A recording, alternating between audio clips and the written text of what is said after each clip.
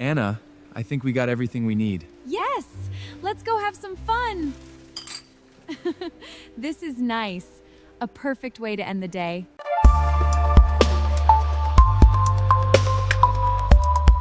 Hello, hello, and welcome back to English Over Tea, Listen and Speak. I'm your host, Anna, and I am currently sipping on a very hot Earl Grey. That's the stuff. And I'm Dan. I've got some chamomile here, which I probably shouldn't be drinking because it makes me so sleepy, but it just smells so good, you know?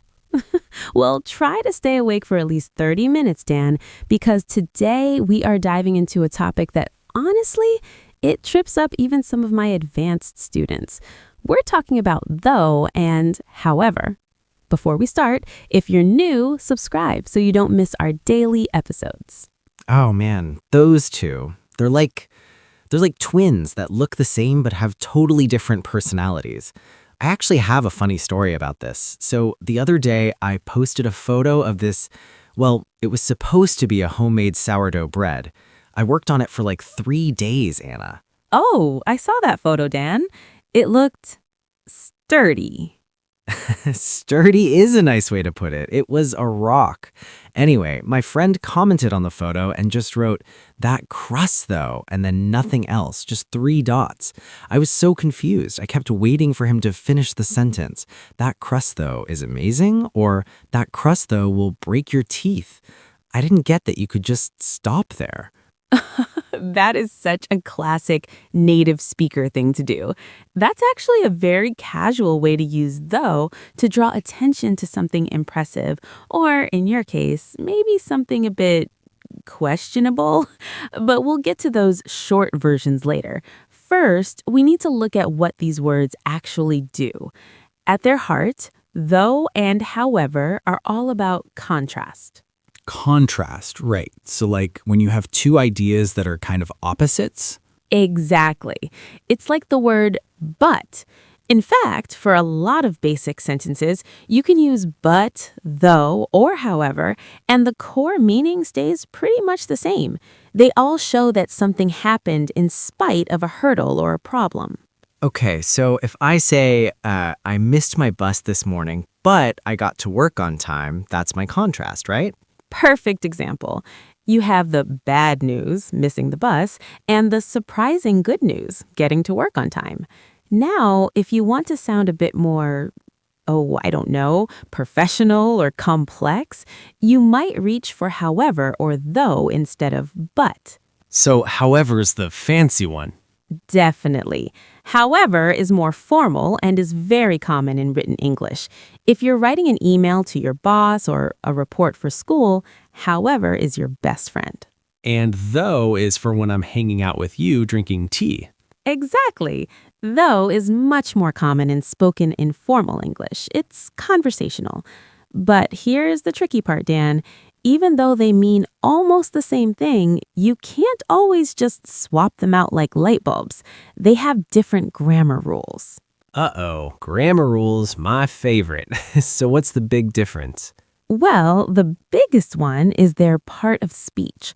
Though is mostly a subordinating conjunction, while however is a conjunctive adverb. Okay, Anna, you know I love you, but you're using those big teacher words again. Can we break that down for the rest of us? Sorry, let's keep it simple. Think of though as a connector that can start a dependent part of a sentence, a part that can't stand alone. Like, though I was tired, you can't just stop there, right? You're waiting for the rest of the thought. Though I was tired, what, Dan? Did you go to sleep? Did you eat a whole cake? Exactly. It needs an independent part to complete it, like I kept working. Now, however is different. It usually connects two full thoughts that could be their own sentences, like I was tired, however, I kept working. Ah, I see. So, however is like a bridge between two solid islands, but though is like an anchor that needs a ship to hold on to. I love that. Yes. However shows a relationship between two independent thoughts. And because of that, it usually needs some very specific punctuation, like a period or a semicolon, to keep those two thoughts separated. I've noticed that however always seems to have a comma right after it when it starts a sentence. Is that always true? Almost always. If you start a new sentence with however to show contrast, you follow it with a comma. For example, the team did not win. However, they are happy they played well. Okay, so however plus comma equals good. What about though? Can I start a sentence with though and a comma? Great question, and the answer is actually no. This is a super common mistake. You should never put a comma immediately after though when it's at the beginning of a sentence. Wait, really? So it's just though I was tired, comma. Precisely. The comma goes after the whole first clause, not after the word though itself. If you write though I was tired, comma, people will know what you mean, but a grammar teacher or a DSAT test will definitely mark it wrong. Good thing I'm not taking the DSAT today, but that's a really helpful shortcut to remember. However gets a comma, though at the start does not. You got it. And that's just the beginning of where we can put these words in a sentence. They're actually pretty athletic. They like to jump around. Jump around? Like they can go in the middle or the end too? Oh, absolutely. And where you put them can actually change the feeling of the sentence, even if the meaning stays the same. Like your sourdough bread story. Putting though at the end is a huge part of daily English conversation. So Dan, let's talk about that jumping around thing I mentioned. This is where though really shines in everyday conversation. While however usually likes to stay at the front of its clause, though is like, well, it's like that one friend who can't sit still at a party. It can be at the beginning, the middle, or the very end of a sentence. The end? Really? I feel like usually we want to know there's a but coming before we get to the second part of the story. If you put it at the end, isn't it a surprise? Exactly. That's actually why it's so popular in spoken English. When you put though at the very end, it often feels like an afterthought. You make a statement and then you quickly add a little contrast tag to qualify it. For example, I like my job. Waking up is hard though. Oh, I do that all the time. This tea is great. It's a bit too hot though. It's like I'm softening the first part. Spot on. It softens or weakens the previous statement so it doesn't sound so black and white. If I say, the vacation request will probably be denied, that sounds really final and depressing. But if I add, though it's still worth asking, I'm adding a little bit of gray area or hope. Okay, I'm starting to see why though is the conversational king. But wait, I've heard people use but and though in the same sentence, like, but it's a bit too hot though. Isn't that, I don't know, double dipping? It totally is. Technically, it's redundant because both words are doing the same job of showing contrast. But native speakers do it all the time for extra emphasis.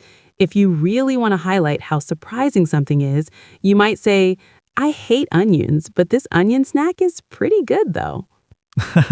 My sister is like that with my cooking. It looks weird, Dan, but it tastes okay though. I never knew she was being redundant for emphasis. I just thought she was being mean. Well, now you can tell her she's just being very emphatic. Now, let's look at however again. Can we move that one around too? I feel like I've seen however in the middle of sentences in books, like, the data was promising, however, more research was needed. Yes, however can definitely sit in the middle, but it has very strict security around it. It needs punctuation protection.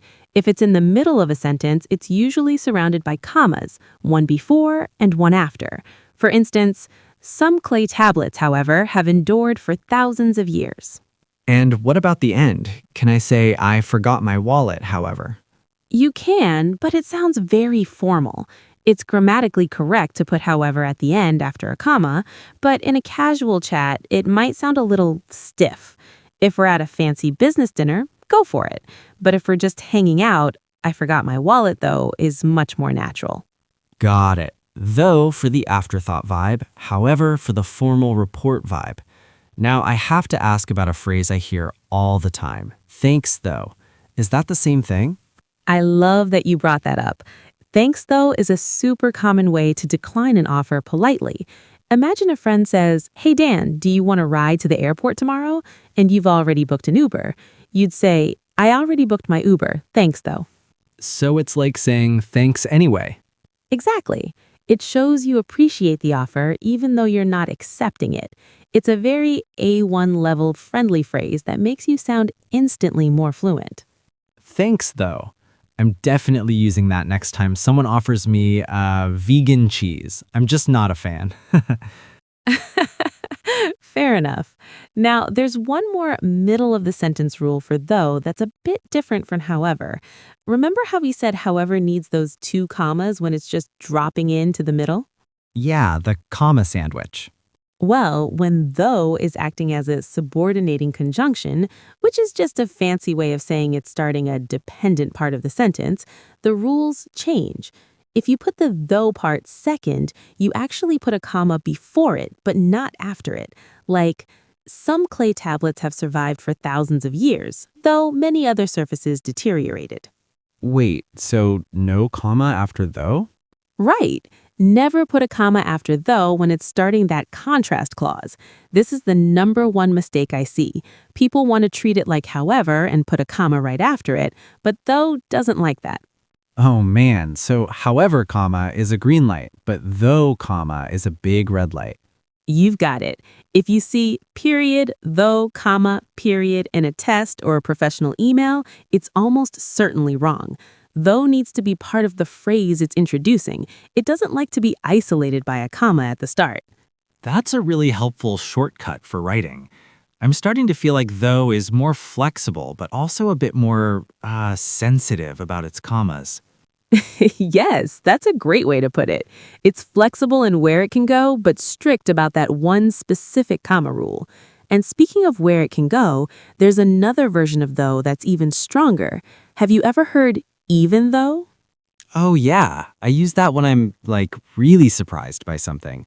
Is that the extra spicy version of though? It really is. While though and although are often interchangeable, even though is the strongest of the three. We use it when the contrast is particularly surprising or emotional, like, even though she was severely ill, she still worked hard to meet her deadline. It adds that extra wow factor. Now, before we wrap up our tea time, we have to talk about the odd one out in the though family. Have you ever heard someone use as though?